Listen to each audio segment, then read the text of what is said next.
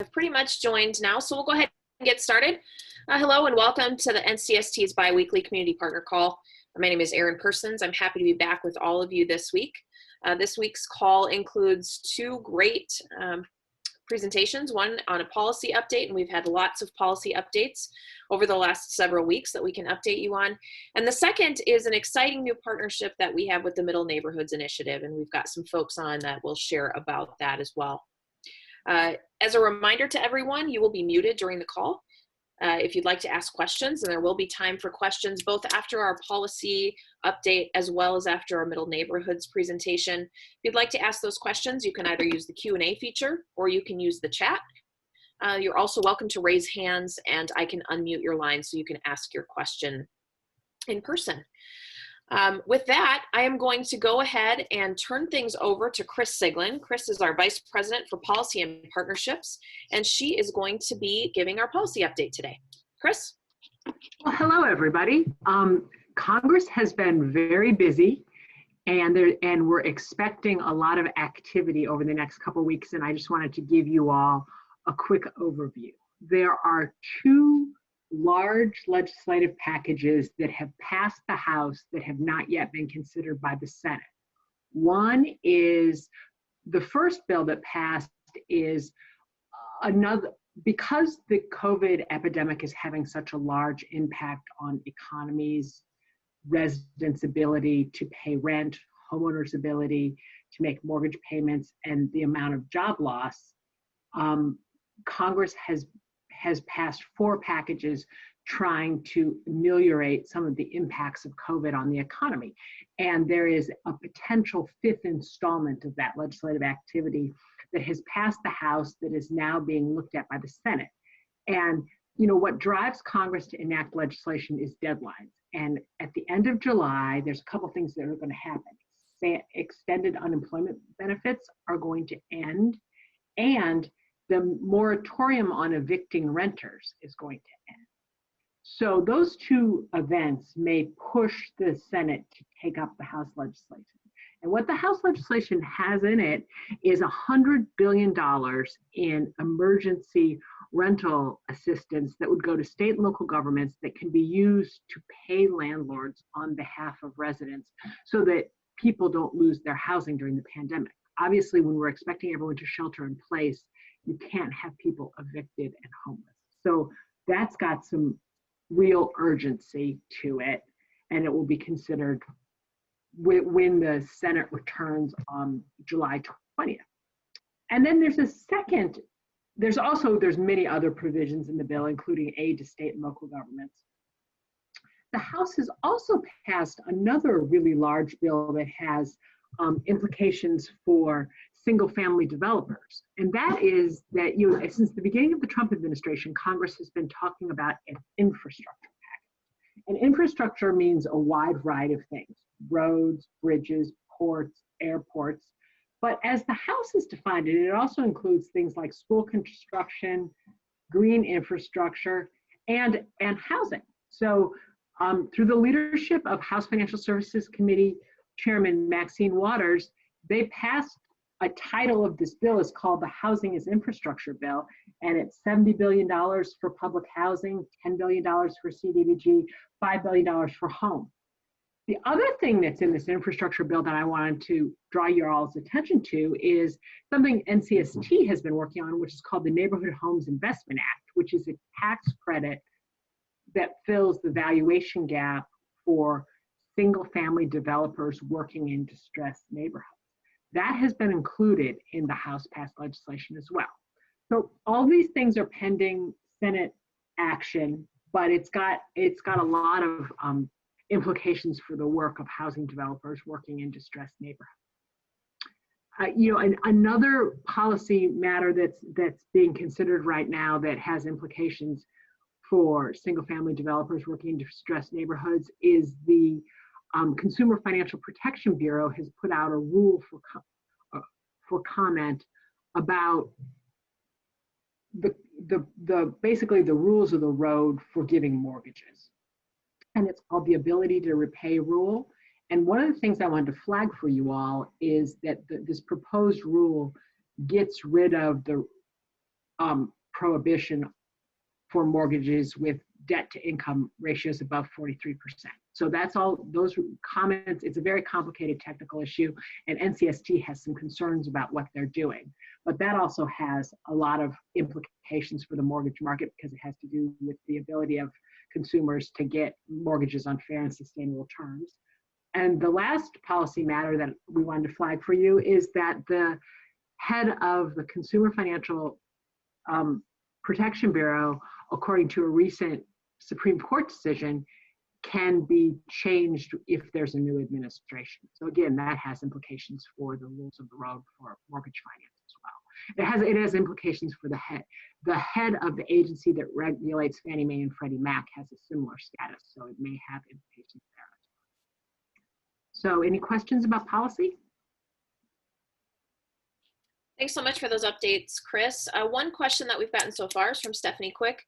Can you remind us the name of the proposed program for single-family development? That's a great question. Thank you for asking that. It's called the Neighborhood Homes Investment Act, and you can actually type in Neighborhood Homes Investment Act. There's a website that's got all the details on what's in the bill, and you can look at the press releases. And in addition to the Neighborhood Homes Investment Act being included in the infrastructure bill, I'm remiss to say that it's also been introduced as standalone legislation in the Senate by Senator Portman of Ohio and Cardin of Maryland. So we're very excited about that. That's great, Chris. And I would also encourage folks to head to our resources page. Again, a quick plug for that. I believe the Neighborhood Homes Investment Act links are there. Going to that site would be very beneficial. It's got some great mapping tools and others. So, definitely head out to that website to get some additional information. Yeah, you can look at what areas in your city are eligible for the credits. Absolutely. Chris, another question. Someone jumped on just a couple minutes late covering Kilby's land bank bill. Any information to share there? That bill has been introduced. It hasn't been included in these larger packages to date, but there may be some efforts later to attach that as well. But then there's a real congressional vote. I'm heartened by the amount of interest I'm seeing on a policy response to the problems of distressed neighborhoods. This has been, we've had a lot of activity. There's also a proposal floating out there creating a successor to NSP. And Mariah's just posted a link in the chat to the Neighborhood Homes Investment Act. Mariah, thank you for doing that. Wonderful. Chris, I don't see any additional questions right now. Thank you so much for your update this morning. Thank you. All right, at this point, I'm going to turn things over to our Middle Neighborhoods Initiative team. David Sanchez, who's NCST's Director of Research and Development, is joined by both Lori Schwartz and Marcia Nedland from the Middle Neighborhoods Initiative to talk about this exciting new partnership. David? Hey, great, thanks, Erin, and thanks everyone for joining us today, especially Marcia Nedland and Lori Schwartz. Just to introduce them and introduce myself, again, my name is David Sanchez. I'm the Director of Research and Development here at NCST. And among other responsibilities, I'm responsible for our relationship with the Middle Neighborhoods Initiative, which is what we're excited to be here to talk to you about today. I'm joined by my colleagues, Marcia Nedland, who is a consultant with NeighborWorks America, which is the organization that is supporting the Middle Neighborhoods community of practice. And I'll say a little more, and Marcia will walk you through exactly what that means in just a few minutes. We're also joined by Lori Schwartz, who, in addition to running the Division of Neighborhood Services in Plano, Texas, is an absolute leader on middle neighborhoods issues. She is a co-chair of a steering committee that advises NCST on the direction of the national initiative. And Lori today is going to talk to you a little bit more about her work in Plano as a practitioner and how it all connects to the Middle Neighborhoods Initiative and what NCST and NeighborWorks are doing. I wanted to start out by talking, kind of about the kind of core question of what a middle neighborhood is and why it is that we care about them. So when we talk about middle neighborhoods, I think it's most useful to think about them on a continuum a continuum or a spectrum. And, you know, maybe on the lower end, you have neighborhoods that are distressed, and on the higher end, you have neighborhoods that are really healthy and really thriving. You know, middle neighborhoods is a category of neighborhoods that rests in the middle. And oftentimes it means middle income neighborhoods, although, you know, I do think there are some circumstances where that needs to be adjusted. In some regions, middle neighborhoods, you know, are just kind of staying in the middle of the spectrum. You know, that there are steady communities of working and middle class neighborhoods with, you know, affordable, steady home prices. But I will say that by and large, you know, stability of middle neighborhoods is not what we're seeing in most regions. Rather, many are on the edge of either growth or more likely on the edge of decline.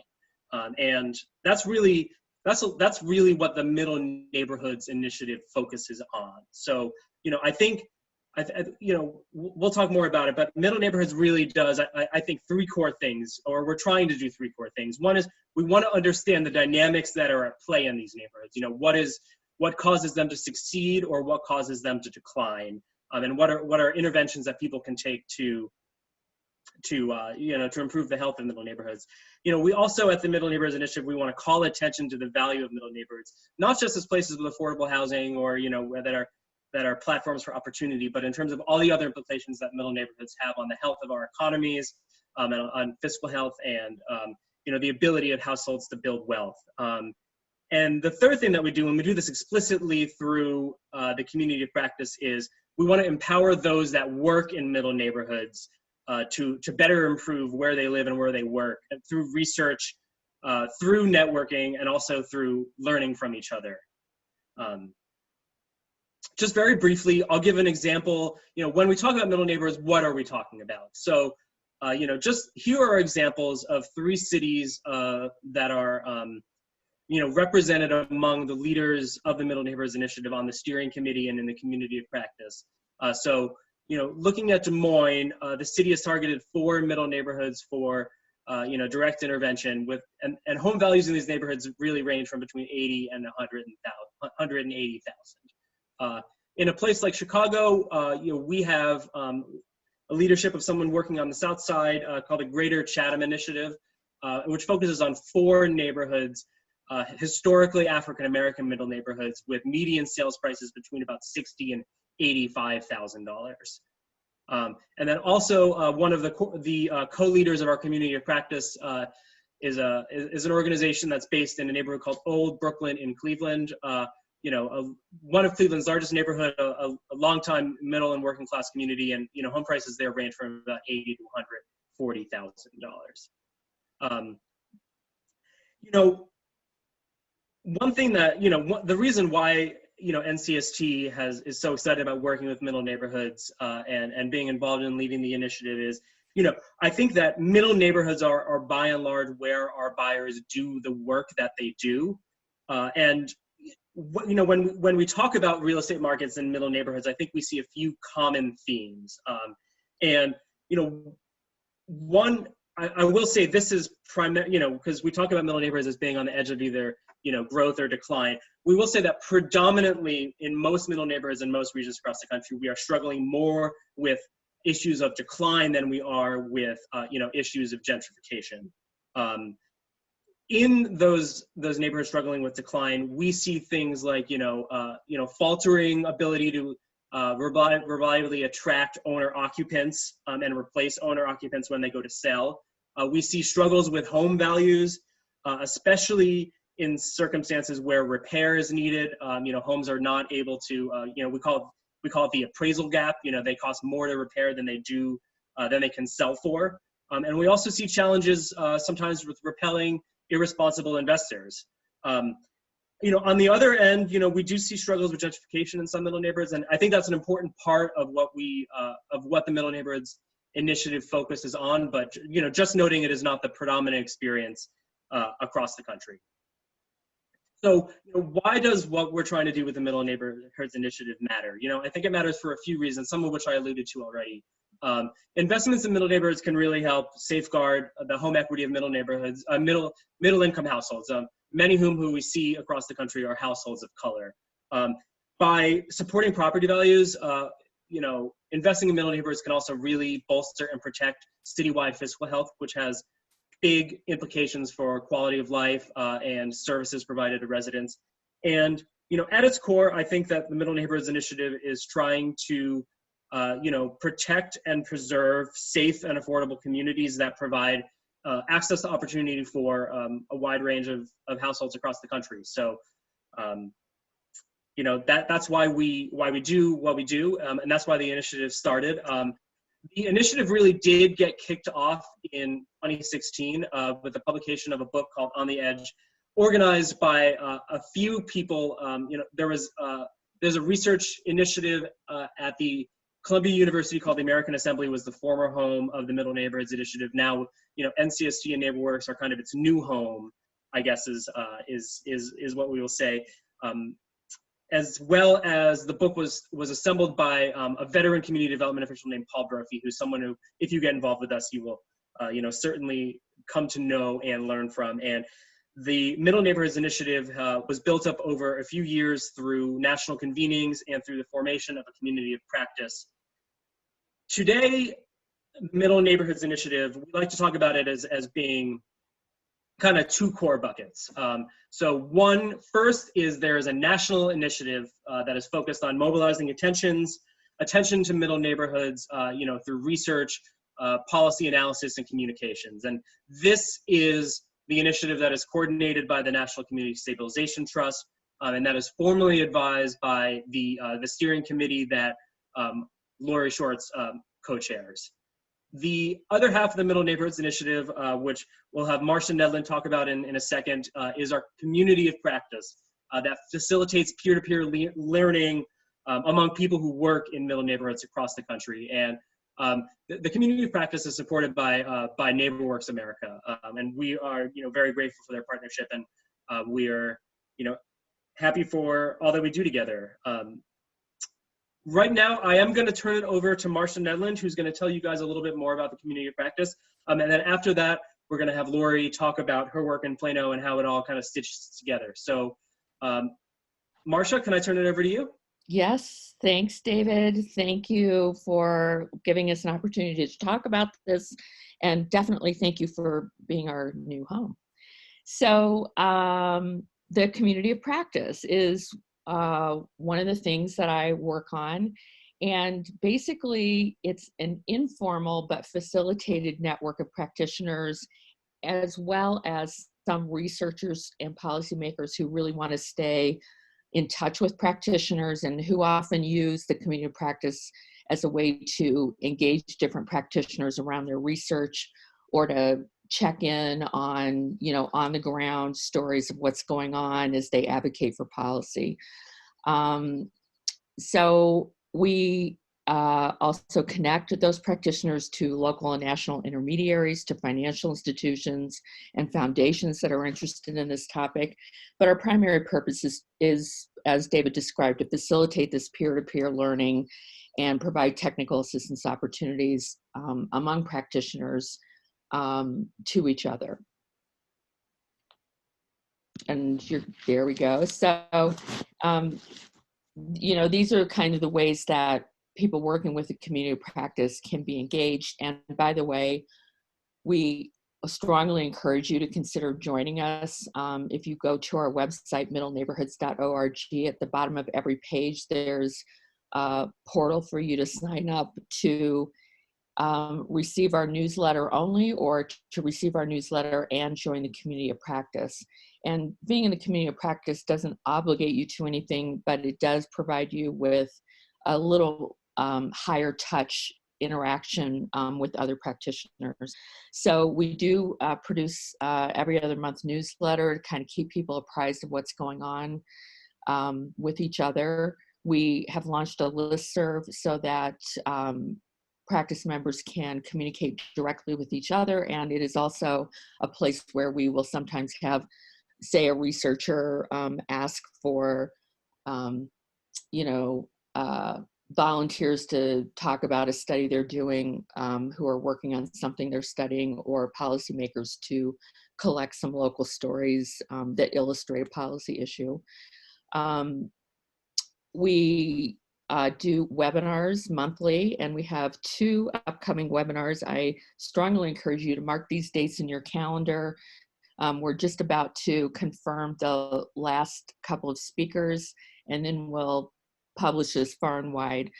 But the 2 webinars are going to be on August 4th, if that's a Tuesday, and August 25th.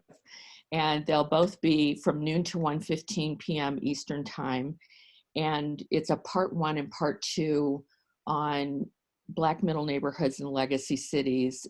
Part 1 will be about, both of these are sort of organized around a body of research that Alan Malik has been doing for the Middle Neighborhoods Community Practice and a couple of other sponsors. And part 1 will really dig into the history of Black middle neighborhoods in legacy cities and the market forces and other changes that have impacted them and the special challenges that they face. And then part 2 will focus on strategies to stabilize and strengthen those Black middle neighborhoods. So we'll feature Alan Malik's research, and in both cases we'll have some of our just really star practitioners in Black middle neighborhoods who will be, giving us the real skinny on what it's like to implement these strategies and to try and face and deal with these special challenges. So the other thing that we encourage people in our community practice to do is to submit ideas to us for profiles on a strategy they're doing or on the city's overall approach to middle neighborhoods, to do case studies, to give us research questions that we can then farm out, find a sponsor for and a researcher to pursue. And then for now, we're doing virtual convenings among peers, but we normally like to do an annual in-person convening. So like everyone else, we're exploring what technology can do to fill the gap there.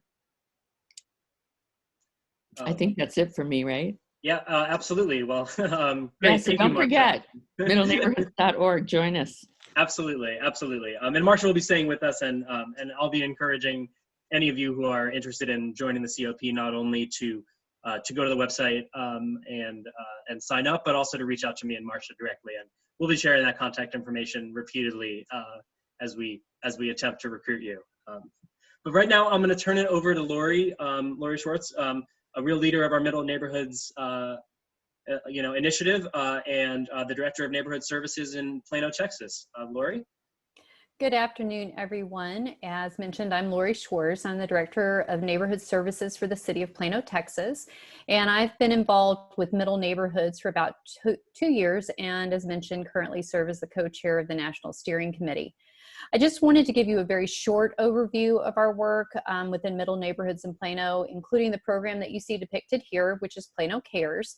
And this is just to share some strategies and invite you to further investigate the support of Middle Neighborhoods Network. So for those not familiar with Texas, Plano is a large first-tier suburb of Dallas. We're the 4th largest in the region and the 9th largest in the state. Our city is approximately 72 square miles with 45% minority population and a poverty rate of 7%. While our city was incorporated in 1873, the majority of our 114,000 housing units were built in the 1970s to the early 2000s. So approximately 54% of our housing units are 25 years or older.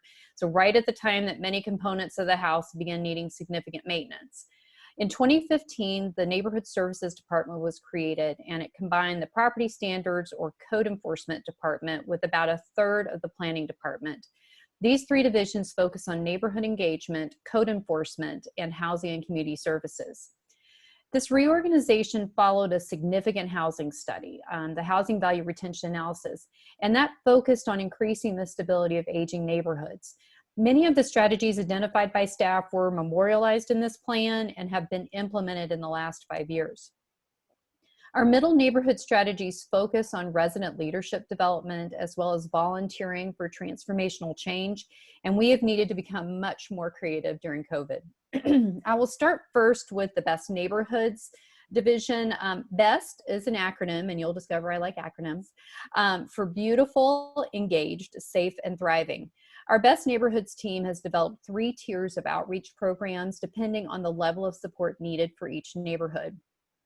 The second tier is most focused on middle neighborhoods and includes many of the programs whose logos are shown here. Neighbors Connect provides opportunities for peer-to-peer learning through workshops, roundtables, and regional summits. We've adjusted to a fully virtual format and added a bi-weekly lunch and learn called Best Break. Plano Cares, which is an acronym that refers to code abatement by residents engaged in service, is primarily a program of our property standards team. We utilize our code enforcement division a little differently than many other cities and are working cooperatively with our Best Neighborhoods division. Those staff serve as the connection to residents in determining the specific issues in their neighborhood and identifying the appropriate solution. This program connects minor home repair needs for individuals that need assistance with volunteers ready to help their neighbors. As you saw on the previous slide, we have a trailer full of tools to provide support to those volunteers. During COVID, we have put the volunteer activities on hold, although we are about to relaunch with additional safety protocols, and have turned the trailer into a tool lending library for those residents that don't have access to those items or whose landscaping companies were inactive. The idea for CARES grew out of the Love Where You Live program. Love Where You Live begins as a year-long engagement with older neighborhoods showing risk factors for decline. Our staff meets monthly with residents, develops leaders, and brings in volunteers to assist with the physical transformation of the neighborhood. Many of the volunteers involved with Love Where You Live were looking for additional ways to serve the community, and many now volunteer monthly with the CARES program. The Great Update rebate has been the most significant investment the City of Plano has made in middle neighborhoods. In order to encourage reinvestment into older, moderately priced homes, the city created this rebate program. A house must be single family, which does also include townhomes and duplexes, and must be at least 35 years old. There is a maximum housing value to be eligible for the program, and this value is indexed with the Federal Housing Administration's single family mortgage limit at 85%, which in our area is currently at $344,000. This may seem high for some other areas across the United States, but it fits within our growth market. The property owners must make a minimum investment of $20,000 or 10%, whichever is less, and they are eligible for up to a $5,000 rebate on the work that is completed. Outdoor improvements are more greatly incentivized than interior improvements, but both qualify. Currently, we receive approximately $500,000 per fiscal year through general funds for this program, and this program won a U.S. Conference of Mayors Livability Award in 2016. I could probably talk about this all day, but I am limited on my time, so I am going to just tell you that there are many other programs and strategies that we're utilizing that can be found on the planoneighborhoods.org website that's shown at the bottom of this slide, and I will be available to answer any questions at the end today. Great. Well, thank you, Lori. Sure. We appreciate you joining us today. And we encourage everyone, who wants to hear more about Plano, or maybe in Lori's work there, or maybe who works in a similar region or a similar kind of city. We think she's a real leader on all these issues. So I'm gonna talk a little bit about what's coming up with the Middle Neighborhoods Initiative. On the research side, NCST through the National Initiative is taking on a couple of different research projects. One tool that we're excited to bring to you guys soon, as you'll see in the background, these are actually the census tracts that are eligible for NIA under the proposed legislation. But we also, we are in the process of creating a similar tool that will help practitioners understand what census tracts and neighborhoods might qualify as middle neighborhoods under different definitions of that term. So we're excited to roll that out. We hope to bring that out to the community in the next month. We're going to do it initially in draft form because we want to take impact, and because we want to take input, and because we know based on prior experience that attempts to define middle neighborhoods are quite fraught, and and they can generate some really passionate debates. But we think that's a healthy debate and it's something we want to encourage. So be on the lookout for that from us soon. We also, as Marcia alluded to, we have a great research partner in Alan Malik and the Lincoln Institute on Land Policy. Alan has put out really many of the foundational papers studying the dynamics of middle neighborhoods, focusing in particular on legacy cities, Youngstown, Detroit, Cleveland, Baltimore, oftentimes are the names kind of bandied about for what that means and exactly, as well as African-American middle neighborhoods, which is what he'll be talking about on his 2 webinars that we have planned in the next 2 months. NCST is also bringing, its policy expertise and focus to the Middle Neighborhoods Initiative. So we're in the process of developing a policy agenda for middle neighborhoods.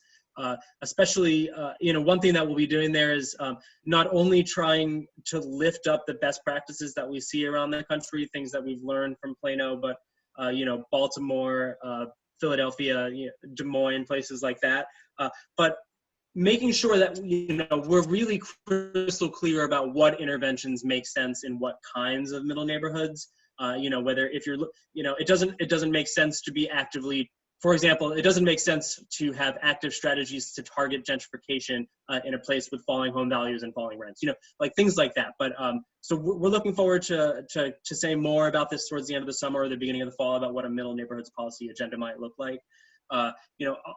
As is true with research and policy and pretty much all things that we do, the expertise that we're drawing on in the community of practice and among our steering committee is great, and it's something that we're really thankful for. To the extent that NCST buyers or our other partners want to get into those networks and engage with us, that's just really what that's why we're here today, and that's what we're here to talk about. Here I put up a couple discussion questions that I'll leave on the screen for a little while. We'd love to talk to you guys about what you're seeing in middle neighborhoods, whether you think you're working in middle neighborhoods, but also whether there's anything now that you can identify that the community of practice or that might be able to do from you, things you might be able to learn from, what kind of learning opportunities you would find most useful, as well as whether there are research or policy questions that you would find most useful as well. So that is just to tee up what I hope will be a robust discussion from all of you, and also wraps up our presentation here. Thank you for listening.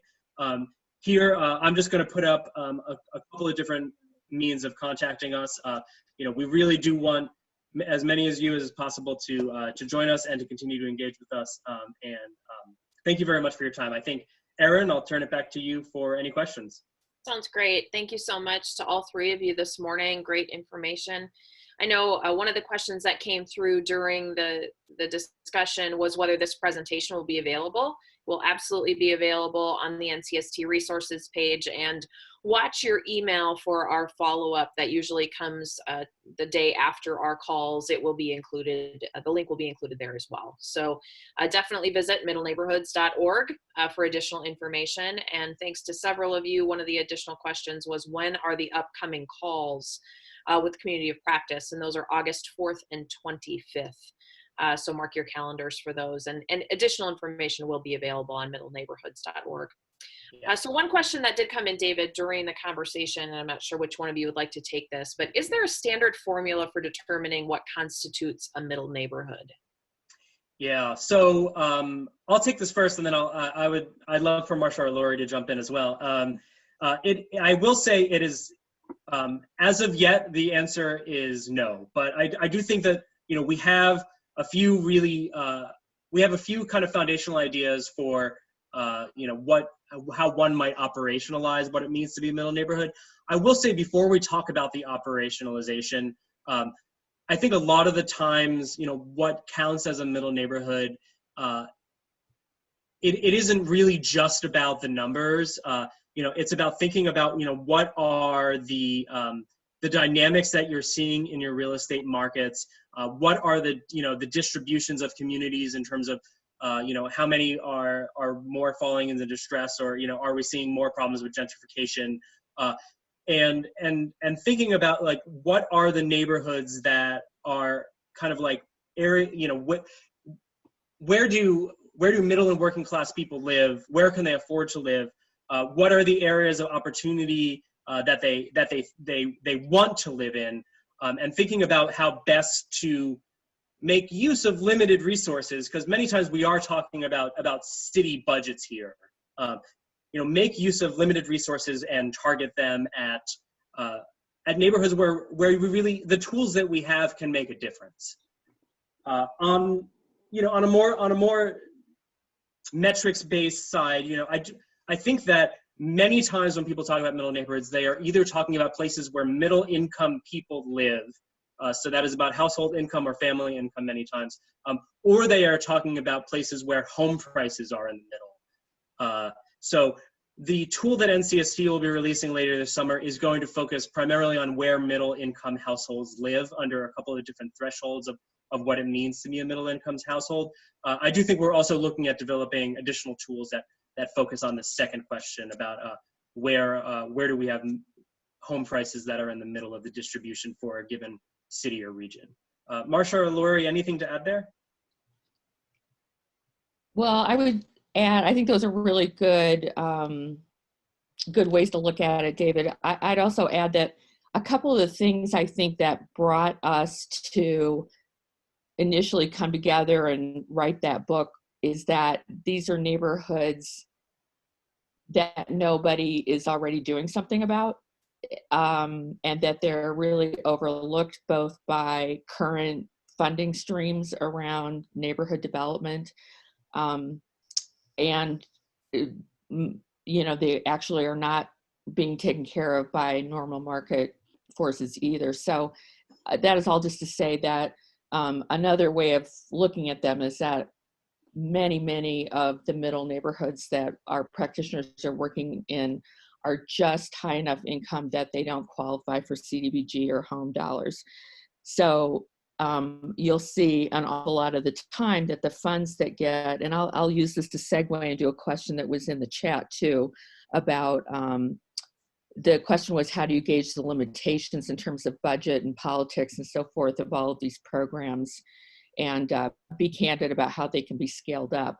I will say in the places that I've observed that have been the greatest capacity to scale up and deal with both the politics, because I think I know what you mean, and the funding are places where the CFOs and city councils have grasped the concept of how much of the city's tax revenue comes from these middle neighborhoods. And when you show them the long-term, if you carry out, market conditions into the future, it becomes really clear that that source of revenue may be declining.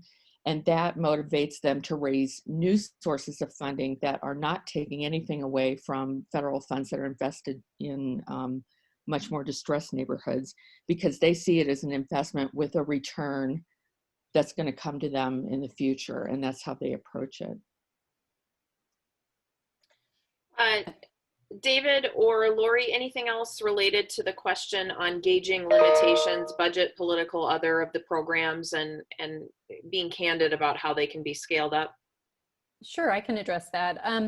One of the things that we do regionally here in the Dallas-Fort Worth area is that we actually have something called NERA, which is the Neighborhood Engagement and Revitalization Alliance, which was pre-middle neighborhoods that we were involved in, actually something we're at least looking at for additional regional communities of practice. But one of the things that we do is we get together and share our strategies. And so many of our existing strategies have been scaled up or scaled down depending on the politics and the budget of the communities here in the Dallas-Fort Worth area. So I can talk to you more specifically if you'd want to reach out to me about sort of how that's worked. But an example is like Love Where You Live was able to be utilized in a couple of different cities. They focused on whatever their issues were in their particular community. And surprisingly, a lot of these things can be run fairly low budget. I'll give an example I didn't mention today, but we have a pop-up party trailer. It was less than $10,000 for us to be able to fully outfit, and it is one of the most popular programs that we have, but it's a great way to have block parties and get people together and really start building that kind of momentum you need to create a great neighborhood. And so, I think you just have to get creative. We repurposed an existing trailer for our CARES trailer. So, I think everybody needs to be thinking outside the box. I mean, I think a lot of us have had to have been really creative in trying to continue to engage with our communities during COVID. And I think we're going to be looking at that for at least another year or so, if not longer. And so I think we're all having to get creative in thinking how to do with limited budgets and reduced access to people. But it is very easy to do it, but you're going to have to figure out where the pain points are for your council, and then figure out who your partners are. And we utilize everything. And my department is also the one that oversees all the CDBG and the home funds. So we really have our hands into all neighborhoods, from the wealthiest to the poorest in our community. So we're able to kind of adjust each one of these things to fit what the needs are of that specific neighborhood, depending on what their needs are. Thank you so much for that, Lori. I think all of the folks on the call could agree that Lori is definitely the key person to go to with regards to these great ideas. I love the party trailer. I love the repurposing. So fantastic information there. Adrian, I'm going to get to your question in just one moment, and I will unmute your line. Really quickly, Lori, do you use rebranding techniques to encourage new home buyers to purchase in a middle neighborhood? And how do you balance that rebranding so it's not just investors who want to purchase there? So that is something that we are continuing to build upon. And one of the things that I think that we have done, also didn't get a chance to mention this, is that we actually have a best neighborhoods designation. And what that does is it encourages different types of for, what are you doing for beautification? What are you doing for engagement? What are you doing for safety? And what are you doing for thriving? And thriving usually is sustainability or other types of initiatives that would support sustainability within the community. And so one of the things that we've done is that we specifically kind of handhold with a lot of these neighborhoods on these initiatives. We work with them on their websites. We work with them on, just resident leadership. So it is not as specifically as what you're talking about. It's more geared on what makes this a great place to live, not necessarily what makes it a great place to invest. And so, while the investment part is important, what we really want to see is people choosing to live there. We don't limit the Great Update rebate to home ownership only. We do allow investors, but the hope is that we are creating great places for people to want to stay and live, and not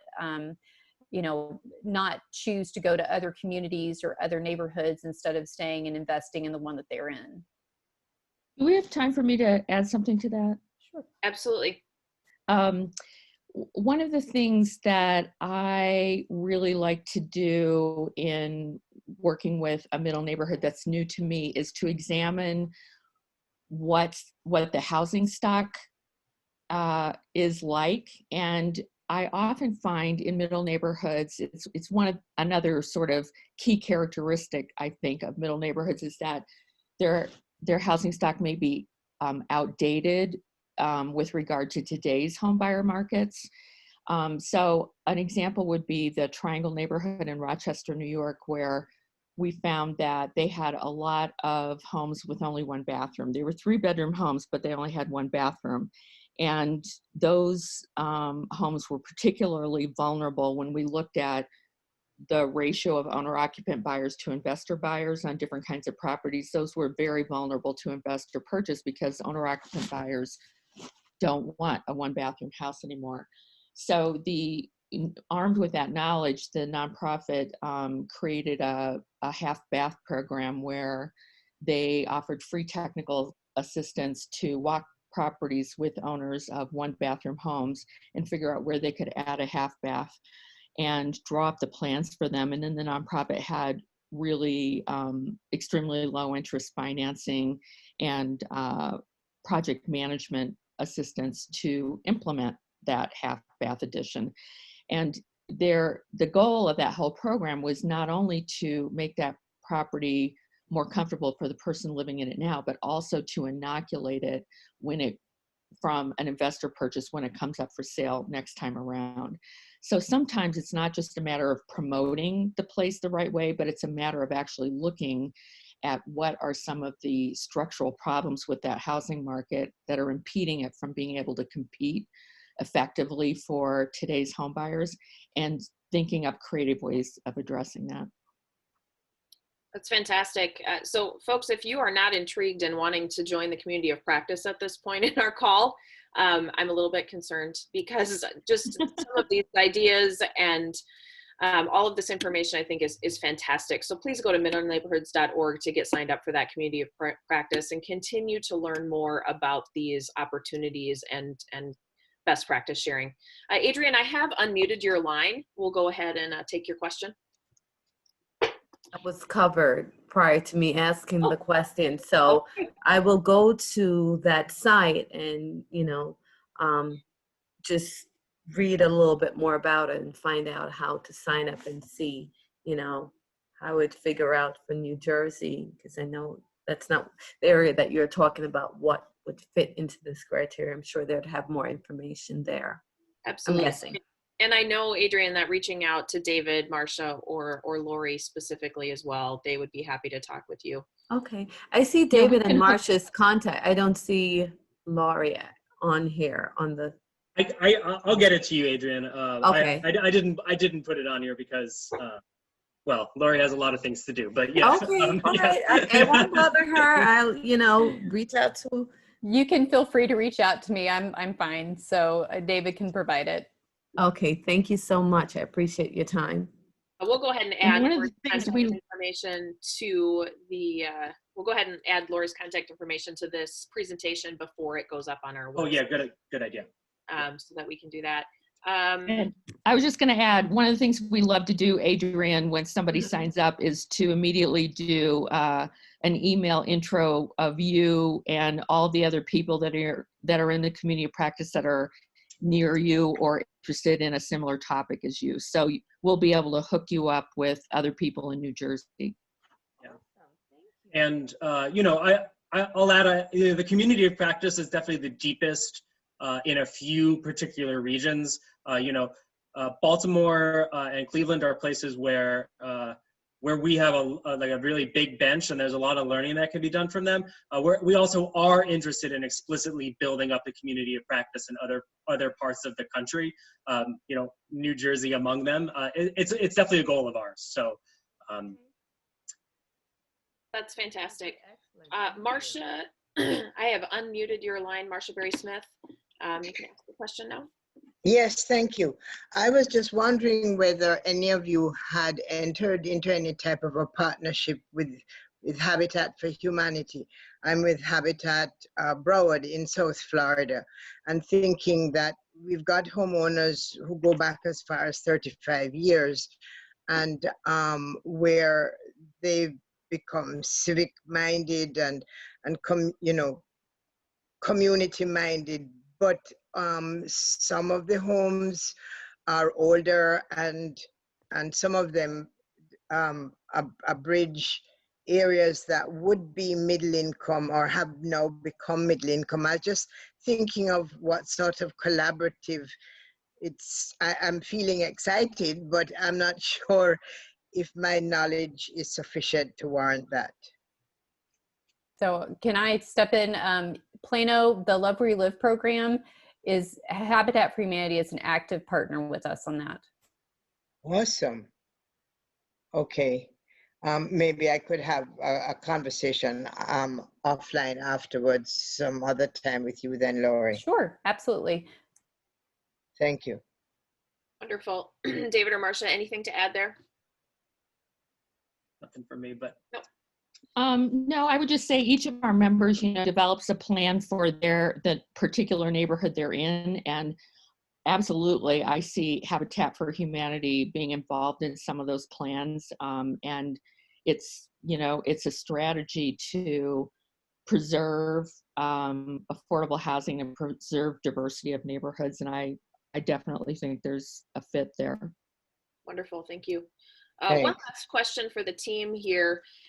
Any strategies for cities, nonprofits, CDCs to outcompete real estate investment trusts? Thoughts on that?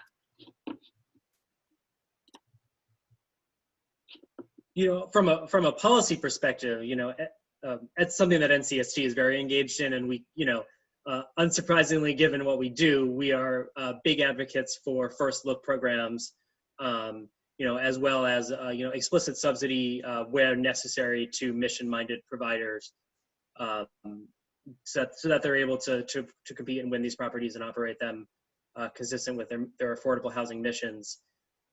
Marcia or Lori, do you have any thoughts about, kind of like more practical, less policy on the ground strategies? I'm always an advocate for having extremely timely, constant information on what's going on in your market, and if having people out by you is an issue, then I'm a big believer in setting up the structure and financing to be able to buy properties, in the same way for cash instantly, so that you can start to control the market. I've seen a lot of nonprofits do that. I don't know if it's enough, and certainly it's not at a scale that will transform the country. And I'm going to apologize. My dog is barking in the background. I think this has started to be a standard, unfortunately. But I just wanted to share that we have made adjustments to our first-time homebuyer program, and they have made it a lot more competitive for us to be able to get in and ahead of time with having larger ability to do down payments. So I'll just say that and apologize again for the dog barking in the background. No problem. I think we're all used to having these new and exciting things happen during calls these days, given the environment. Those are all the questions that we have. Thank you so much, David, Lori, Marcia, and Chris, for your presentations today. Fantastic information. At this point, we do have a couple of questions for our community partners. If anybody has some feedback for us. First one is, are any of you still pursuing any EIDL or PPP loans? And the second is, any changes that buyers might be seeing on the end user purchase side? Are we still on video walkthroughs, physical walkthroughs? Just curious about changes in the local environment. Anybody able to share? And again, you can utilize, go ahead and unmute. Go ahead, Adrienne. I've seen, a lot of activity in the market in New Jersey. People that are moving from New York City. The last few contracts that we did are definitely New York City buyers. And, even had a conversation with one person that called me just to say, hey, I'm working from home. I'm in the city. I'm really looking for something with some outdoor space. So I think there's going to be a market. There is a market for those people that may want to, have some outdoor space out of the city, because it doesn't look like we're going to be going back to our offices anytime soon. So those are, what I've seen. People are actually doing regular showings. In New Jersey, we have a Hold Harmless forum that the agents are completing prior to walking through the property. Most of the properties that I deal with are vacant, so although they are, we still have them complete that form. But they're definitely out there looking at properties. Thank you for that. Yeah. That's good to hear, and I certainly can understand folks wanting to have some more space given today's challenges. John, your comment, pools need to be time sensitive and flexible to compete with lenders disposing properties. I'm not sure if you're in a position to be able to speak to that. I'd like to have a better understanding. I'm going to check here and see. I went ahead and unmuted your line. Not sure that you're able to speak, but if you are, if you could say more about that. Can you hear me now, Erin? Yes, absolutely. Yeah. So one of the things that's happening is that folks who are in real estate trusts are really aggressive, and they're starting to talk with banks who need to dispose of the properties, which are turning out to be more in middle neighborhoods. And the real challenge we're really concerned about is that as the banks need to unload their inventory because they can only carry a certain percentage of it, they're going to impact middle neighborhoods much more strongly than we have ever seen in the past. And typically what we have always seen has happened in lower income neighborhoods. And so my concern is that we've always tried to develop some kind of lending pool in the past where nonprofit organizations could actually be very aggressive and working with foundations and the banks get into those neighborhoods and basically be the first responder to those houses when they come up, and basically have the banks work with nonprofit organizations and communities to start that effort. What I don't see is if any of that is happening anywhere, and if it is happening someplace, if someone knows about it. Thank you for that clarification. David, I'll turn that to you. Yeah, so the closest analog that I can think of is an initiative that's started by the Housing Partnership Network, and they call it the Housing Partnership Equity Trust. I will say it does not focus primarily, and what they do is, I mean, they're basically a REIT, and they're able to act nimbly and quickly to acquire naturally occurring affordable housing and preserve it as such. That being said, I don't think that they focus on single family homes. I think it's small and larger multifamily properties. I do think that it has actually had some success, and there's definitely learning that we could do from it about how to bring this model to the single family sphere. Yeah, and Chris signaled, I saw a head nod indicating that they are not focused on single family, that it is multifamily. I work at Housing Partnership Network, and they don't do anything less than probably 20. They tend to work much larger scale multifamily.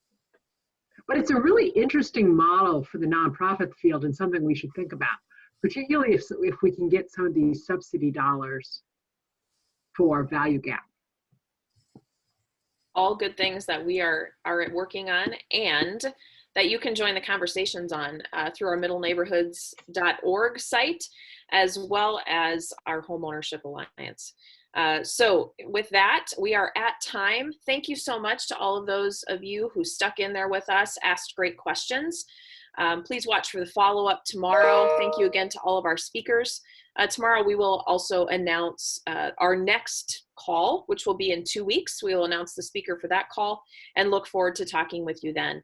In the meantime, please feel free to reach out to our community development team or your senior asset managers with any additional information about what might be going on in your community and how we might be able to be helpful. Thank you so much and have a wonderful rest of the day.